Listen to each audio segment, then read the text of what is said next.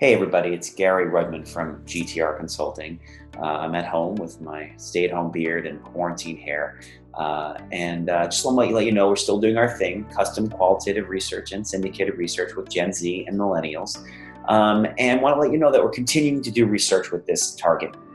And we've actually been reaching out to them and asking them how this whole pandemic and COVID-19 is impacting them and their lives. And over the next few weeks, we'll talk about it and show you some videos about their reactions.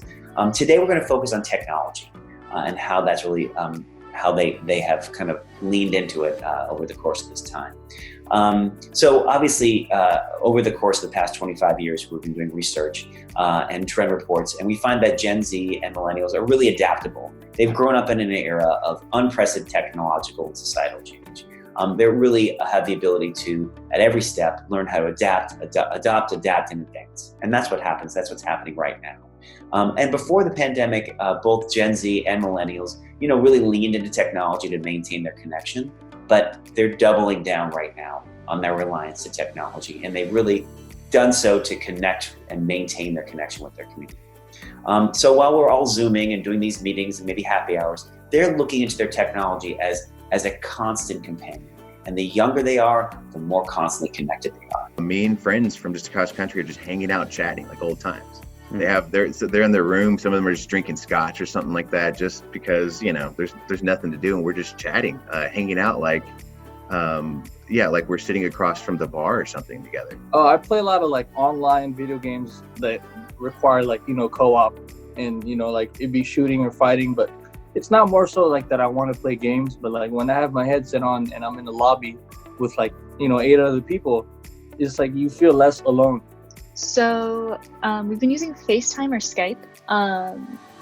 I'll usually just have it open on my computer with 3 different people on it, and we're not even talking, we're just doing homework. But it is really hard to motivate ourselves to do work when it feels like you're the only one working. Yeah, so I'm video calling most of my day at this point. I guess while I was at school, I kind of got used to being surrounded by people at all hours of the day, because I lived with 2 roommates, and then all of my classes were giant lectures.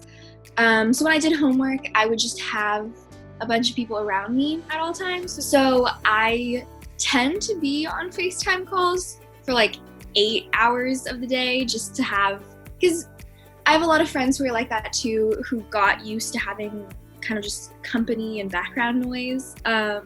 So we don't talk for the entire time. I kind of just have them on FaceTime on my phone or computer, so then they're just in the room with me while we both do homework.